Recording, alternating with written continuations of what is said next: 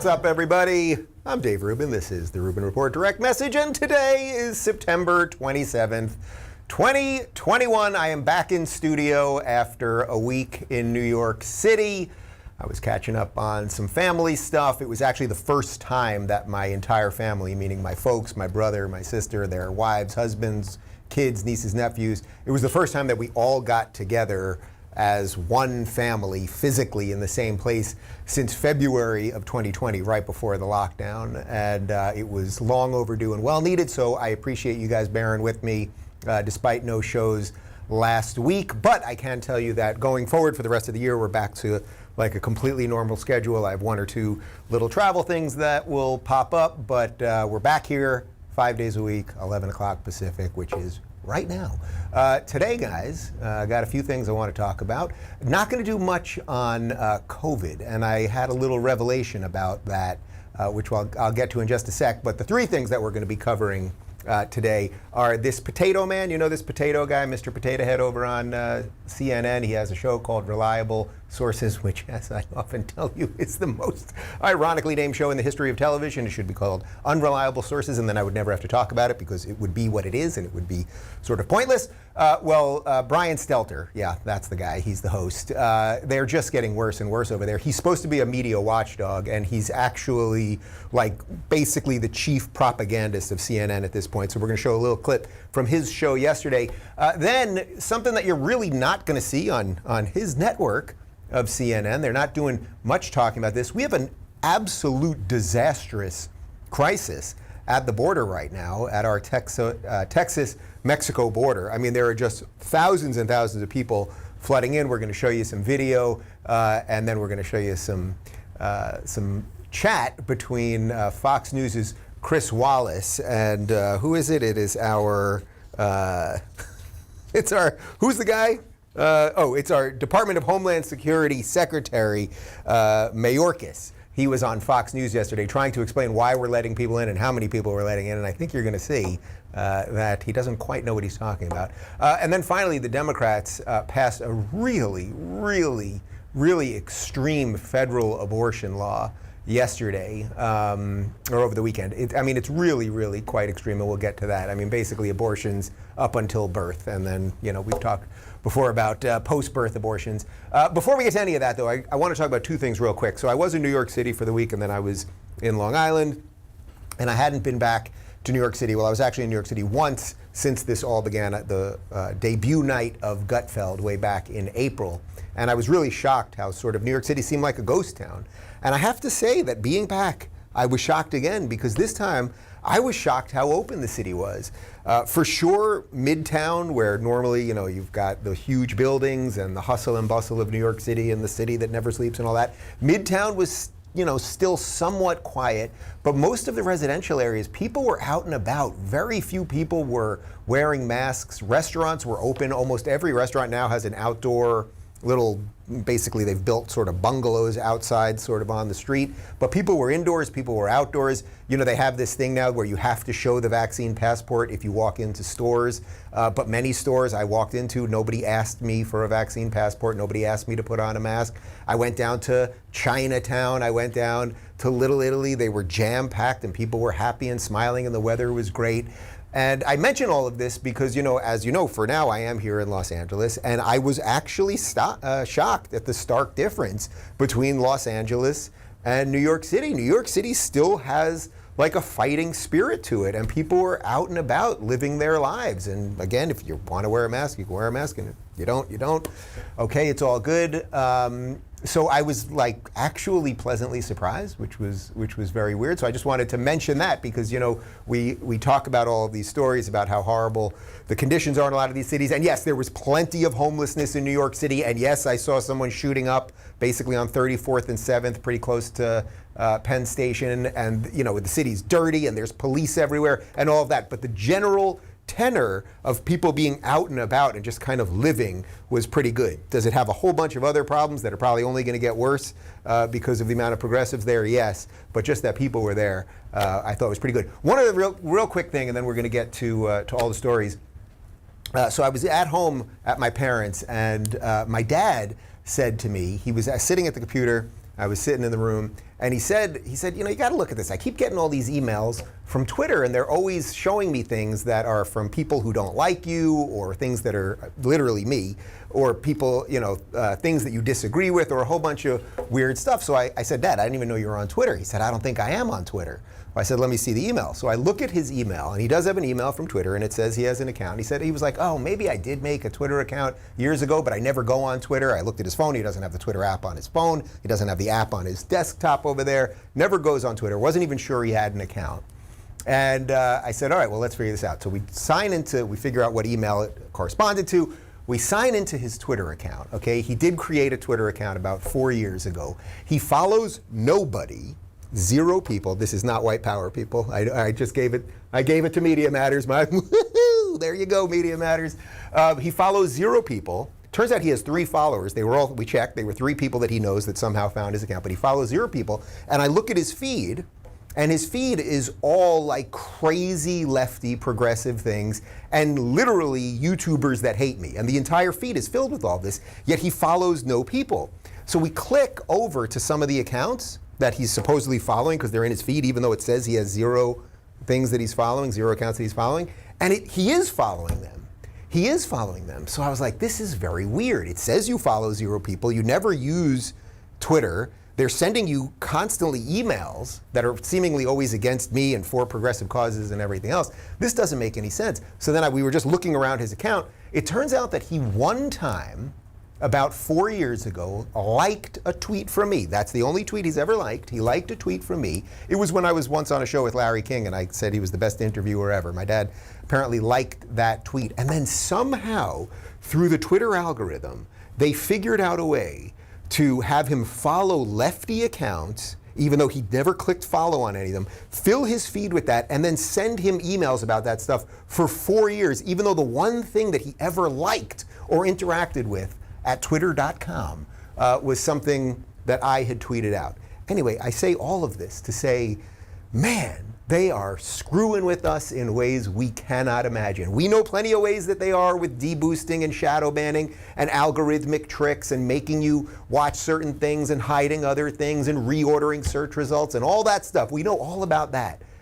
But in this case, my own dad being force-fed videos that are either about me negatively or just filled with stuff that I wouldn't talk about, and then having him follow these accounts. Of course, I did tag Jack Dorsey on Twitter and asked him about it. He did not respond. But I got to tell you guys, I really think my time on Twitter is limited, because they are evil. At this point, I don't know how we can say anything other than the way they are manipulating us. Just think, if that's just one little instance with my dad, just think how all of us could be getting hit with emails and things we don't follow and search results and all of that to actually change how we think about things. I mean, really think about it, what they could possibly be doing. It's bananas, as I often say. All right, guys, let's get to the stories. But before that, I want to talk to you about American Hartford Gold. You know, I'm sure I'm not the only one who's noticed everything is getting expensive. Ain't it the truth? And with all this printing and spending by our government, I'm concerned the dollar's end is near. If the government continues its out-of-control printing and spending, the dollar could continue its free fall and lose its coveted role as the world reserve currency. Many believe that we'll see dark days ahead for the dollar. That's why now more than ever, I recommend you diversify your accounts with gold and silver. And the company I recommend is American Hartford Gold. They sell physical gold and silver delivered right to your door or inside of your IRA, and they make it easy. They are the highest rated firm in the country with an A+ rating from the Better Business Bureau and thousands of satisfied clients. And if you call them right now, they'll give you up to $1,500 of free silver on your first order. So don't wait, give them a call. That's 866-219-9311. That's 866-219-9311. Or text Rubin to 65532. Again, it's 866-219-9311 or text Rubin to 65532. And now back to me. All right. You know, I often talk to you guys about how we should deal with the liars. Should we constantly expose the liars? Should we ignore the liars? Is there a gulag for the liars? What are we supposed to do? I'm not sure that I have an answer that I love yet. So for now, my main answer is that we must expose these people relentlessly, and while at the same time building better products and figuring out what it is that we all believe. But for now, we have to expose them because unfortunately, they have a disproportionate amount of power, and an awful lot of people who believe them. One of the prime purveyors of lies is CNN's Brian Stelter. And you know what? I won't lead any further. Here's his show yesterday.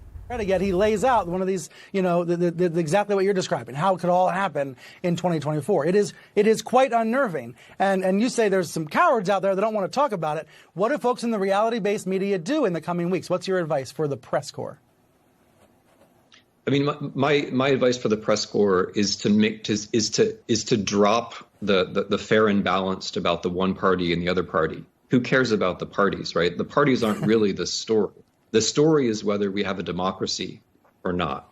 And the behavior of the parties is the actual story. I mean, so I think that the main thing we have to do, and you guys have done a lot in this direction, is to drop the pretense of American exceptionalism, drop the idea that democracy is just out there like the air we breathe, and make democracy the story itself. We had minimal excuse to be surprised by 2016. We had no excuse to be surprised by the coup attempt in 2020. And if we're not prepared for an attempt for people to take power undemocratically in 2024, then we're just at this point pathetically naive. Preparing for that and getting the facts out so that people can prepare for that and prevent it is what colleagues in journalism should be doing. All right, in just a second, I'll get to everything that his guest, that law professor, said. There's a lot of nonsense there. But if you saw the chyron there, that's the little banner there that they put the little, the headline of the story. It said, right-wing media is a safe space for liars. Well, Stelter, you're not going to believe this. On the internet, we can clip things that you've done and show them. Take a look.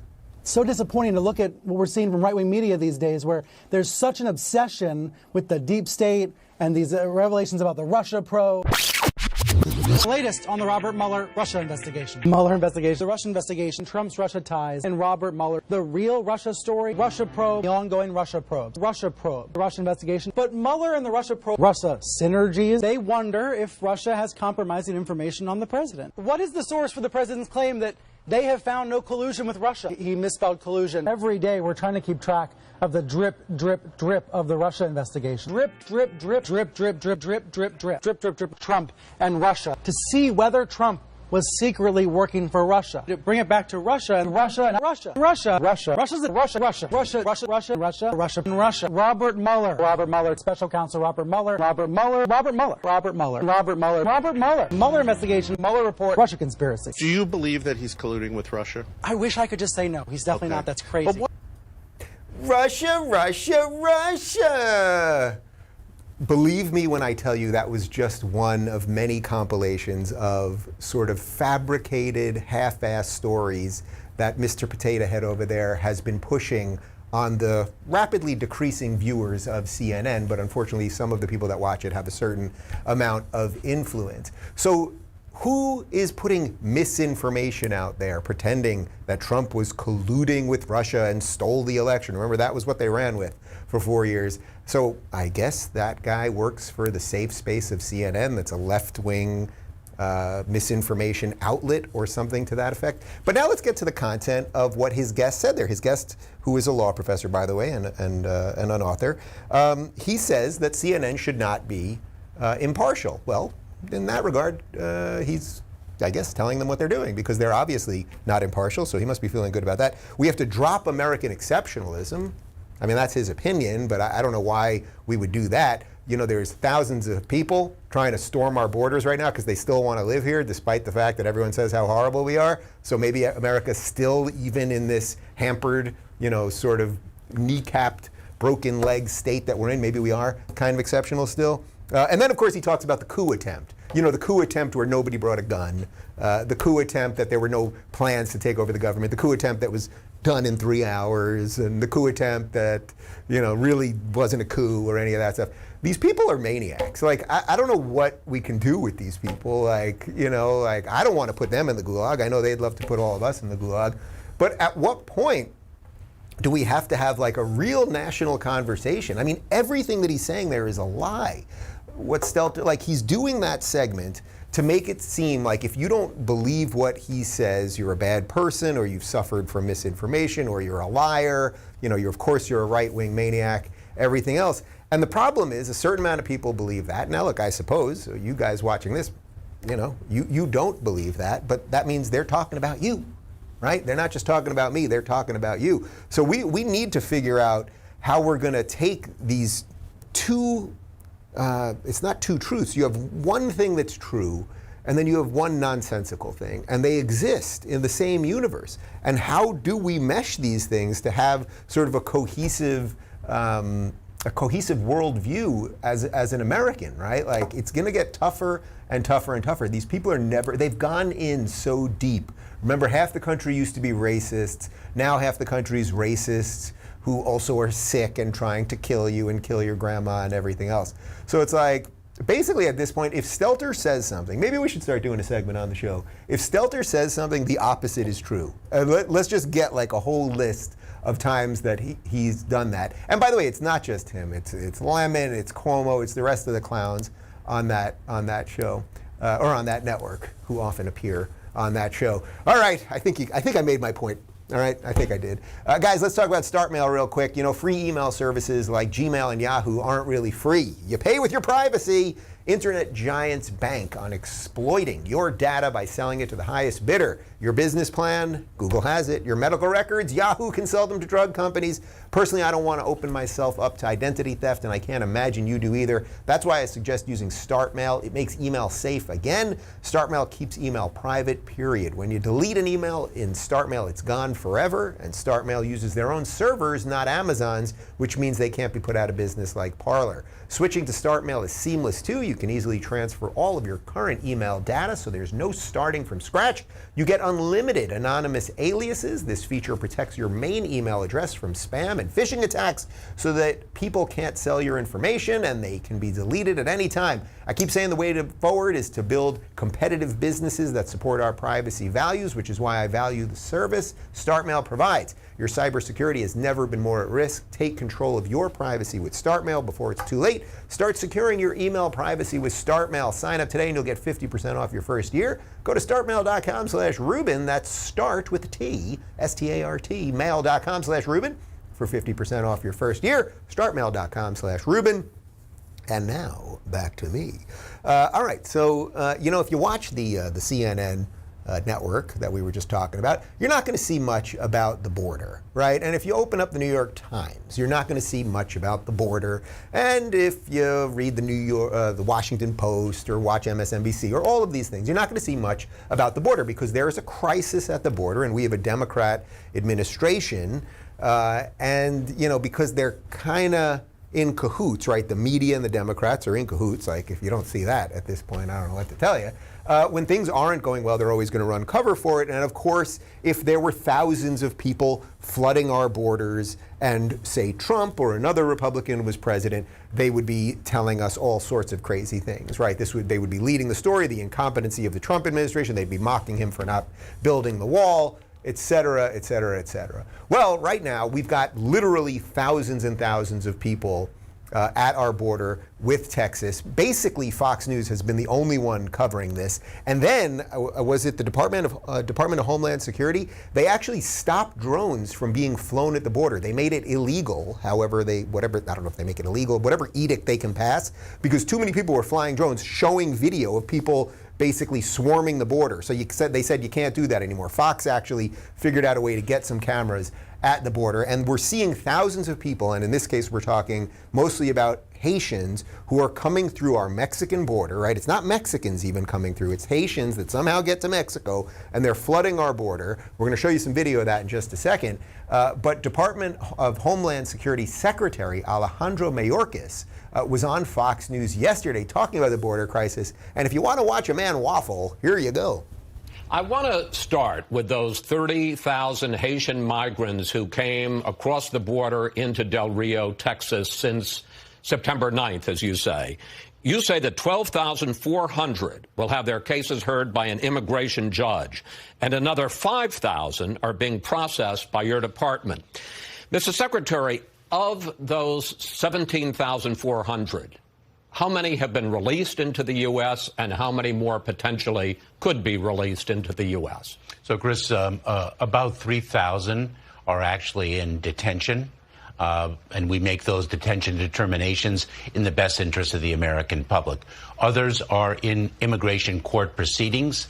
They are monitored by us. We impose conditions upon them, so we keep in touch with them and ensure their appearance in court as the law requires. But to answer my question directly, of the 17,400 that weren't deported back or didn't return on their own to Mexico, how many of them first, how many have been released into the U.S.? They're released on conditions, Yes. and approximately, I think it's about 10,000 or so. 12,000 Have been released? Yes. And of the 5,000 that are still in process? We will make determinations whether they will be returned to Haiti based on our public health and public interest authorities. So are we talking about a total of 12,000, or could it be even higher? It could be even higher.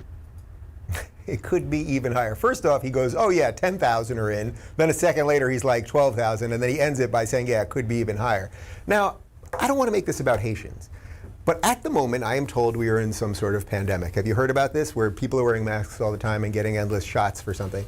So you would think at a time like this, we might, if we were a serious country, we might be like, you know, guys, we got to kind of shut down our borders, figure out what's going on in our house. I'm actually not even fully calling for this, but I'm just saying, like, it would be a rational situation. If you think about it as your own home, right? Like if there were zombies coming to your house, you might say, hey, we got to close our doors, make sure we got food, make sure everybody here is okay, and then we can deal with, you know, maybe helping the zombies in the sort of I Am Legend type situation, right? We can all Will Smith it after that.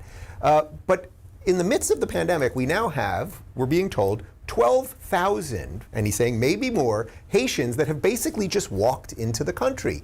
Now, we're going to show you some video in just a second, and while we were playing that, I was told that the way Fox got the video that we'll show you in just a minute or two was that the local sheriff allowed Fox to take video after the Department of Homeland Security basically said nobody can take video anymore. But the sheriffs who are on the ground having to deal with this lunacy from the federal government, basically they want people to be able to see what's happening. So we have 12,000, maybe more, people just coming into the country right now. Do we know what these people believe? Do they believe in American values? Are they going to have jobs here? Do they have family members here? Where are they going to live? Notice the government really never tells us about any of that stuff. We're so good, even though we're actually so evil because we're systemically racist and the whole thing, but we're so good, just come on in and bring COVID and bring homelessness and potentially other disease and the rest of it. I mean, it's just sheer nonsense. But we've got a little bit more, I believe, from Mayorkas. Take a look. Why did you allow them in the country in the first place? Why didn't you build, forgive me, a wall or a fence to stop them from walking in this flood of people coming across the dam? It looks like a highway that allows them to cross the Rio Grande. It is the policy of this administration. We do not agree with the building of the wall. The law provides that individuals can make a claim for humanitarian relief. That is actually one of our proudest traditions. All right. Again, we're going to show you some video in just a second, but I like what he says there. It's the policy not to agree with the wall. Well, that's not a policy. That's just something you don't agree with. What is your policy? That we're just going to allow people to come here no matter who you are. We're not going to ask much. We're in the middle of a pandemic, and you can just rampage through the border and run through the border. And by the way, they don't social distance, and they don't have masks and everything else. Video.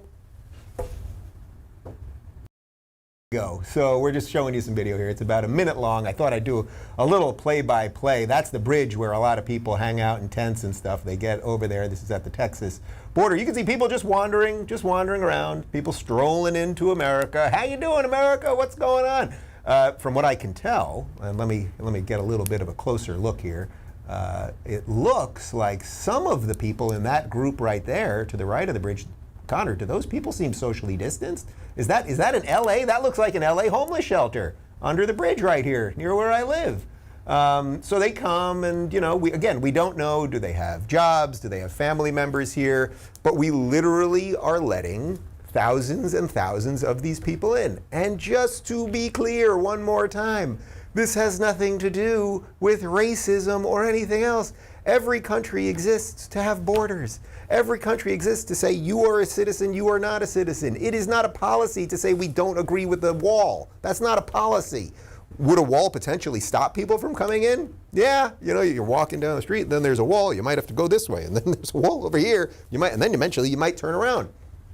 And again, that is also not to say that there aren't legit humanitarian reasons. But we cannot, especially right now, when our country is a freaking mess, okay? Food prices going up. The economy is just like wobbling around. House prices going up. We know homelessness. I mean, these people are all going to go to big cities. And then what happens in big cities? We get more homelessness. We get more drug use. We get more crime, all of those things. And then, you wouldn't want to arrest any of these people who are committing crimes or doing drugs or any of that, because then you'd be racist.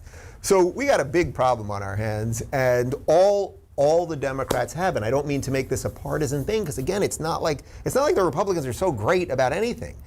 But at this point, it's like all the Democrats have is, if you don't do what we want when you want us to do it, you're a racist. Well, if having a border and being able to make honest decisions and having conversations that we're supposed to have as a nation about who can be here, who can't, whether you have to follow the laws, whether we have laws, if that makes me a racist, then I guess I'm a racist. But I'm pretty sure that's not the definition of racism. But definitions of words are always changing these days real quick. So it's possible it happened during the show. I'll check. All right, guys, we got one more for you. This is really bizarre what happened in the last couple days on this Democrat caucus, the Democrat House caucus, which voted 218 to 1 in favor of a federal law enshrining a right to abortion through all 9 months of pregnancy. We've got some images here from CNN as I'm talking.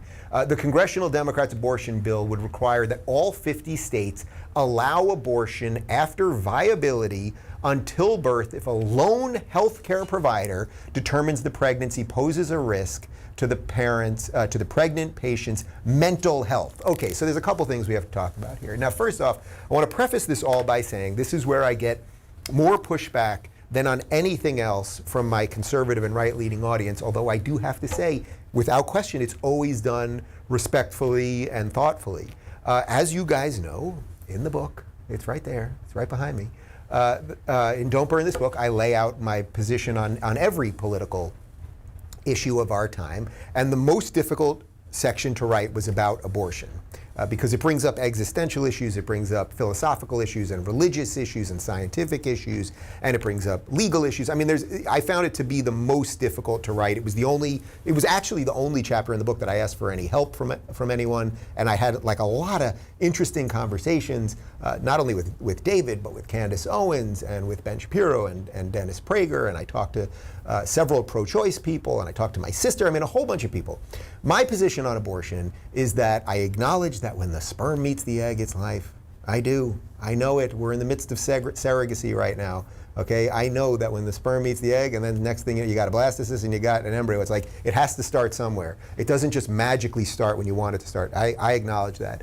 I also acknowledge that in a pluralistic society where people have all sorts of beliefs and all sorts of religious views and all of those things, you want to give the maximum amount of freedom to the maximum amount of people. I also don't want the government making decisions for people. So that's why this is so complex. So I completely get the pro-life position, which is conception, it's a life, we have to protect life. Now, what the conservatives and the right-leaning people don't do that well on this is, okay, if you're going to say women, you cannot get an abortion, well, are you going to help that woman during those 9 months of pregnancy? Are you going to help that woman once the baby is born, and are you going to fund things and everything else? Do you want the government to do that? Because you usually don't want the government to do that, so you're going to put that all on private churches and temples and things of that nature, nonprofits. We don't really have that discussion that often. But I've discussed this on the show. You could watch some of my previous interviews with Ben Shapiro and Dennis Prager and other people that are pro-life. What I've said to them is that it's not that their arguments on abortion have made me sort of more, I don't want to say anti-choice, but more pro-life. It's that the left has gone so bananas with this, like they do with everything without exception, that is what has made me more pro-life. So I used to say 20 weeks. 20 weeks used to be the position where doctors basically said the fetus could feel pain. And I felt that was a bridge too far. And then, of course, we can talk about exemptions related to direct health, physical health of the mother. Interestingly, in this bill that the Democrats just passed 218 to 1, if you heard the last sentence that I said there, it's now about posing a risk to the pregnant patient's mental health. Mental health, yeah, that's very different than physical health. And you only need one healthcare provider to say it. So you literally could just find a nurse. You could find a friend who's a nurse, and you could be 7 months pregnant and be like, I just am not in the mood to do this anymore. I'm kind of depressed. And it's like, abortion time. That's literally what this will lead to. So this is just messy all over the place, okay? It's messy all over the place. But as I've said to Shapiro and Prager and some of my other, and Glenn Beck, some of my other pro-life friends, it's not that their arguments are so convincing to me, right? Because I want the state out of the way, and I want people to be able to make choices for themselves, and we can discuss the life or death situation and all that. It's that the left goes so crazy with it that it's like, man, I don't want these people near any decision related to a woman, a man, or a child, or anyone else. If you think that 8-month abortions are okay, if you think that 5-month abortions are okay, like you need to be examined. And again, we can talk about the exemptions. We can talk about when there's a true risk to that woman's health. We can talk about when there is a horrific genetic disease that child will never be able to live a fully actualized life. Like we could have if you guys weren't so nuts about everything, we could honestly have those discussions. Again, that's what a healthy society would do, right? It's the same thing as the border story we just covered. In a healthy society, you would take a complex topic. We want to be open and pluralistic and allow people to come here, and we're a nation of immigrants. But we can't let everybody in, but you can't even have that because you're racist. And in this case, if you have the honest discussion about when does life begin, what should a society do, do you want the government making decisions for women, blah, blah, blah, blah, blah, and for the baby, you either hate women or you hate babies or the rest of it. So we got to get better at some of this stuff. I think that's the theme for this Monday's show, is we got to get a little better at discussing some of this stuff. I'm going to keep trying to do that, and I think you will do it along with me. By the way, guys, just in the last couple of weeks, we've started doing live chat in the locals community during this live stream. We're now doing it every day of the week. So if you join us at rubinreport.locals.com, you can chat without bots, without haters, without general psychotic lunatics of the internet, with actual real people. You can have a live chat during the show, and we're working to expand that in a couple ways that hopefully I can let you know about in the next little while. So do join us over there. My interview with Jason Whitlock from Blaze TV's Fearless is up right now. The clips really took off. Full episode just went up yesterday. And my interview with Jack Posobiec will be coming out tomorrow. And as I said, if you want a live chat during the show, join us at rubinreport.locals.com. And I'm back, people. I know that September's been a little helter-skelter here. We had some holidays early, and then I had this week to New York, but we're fully back. I'm excited to be back in studio. A lot of good stuff's cooking. I'll have some other announcements. I'm pretty good about leading you guys with announcements that good stuff's coming, and then pretty much always comes through. We got some good stuff cooking over the next couple weeks. I'll have a couple announcements on that front. Anyway, it's Monday. Have a great week, and we'll be back tomorrow.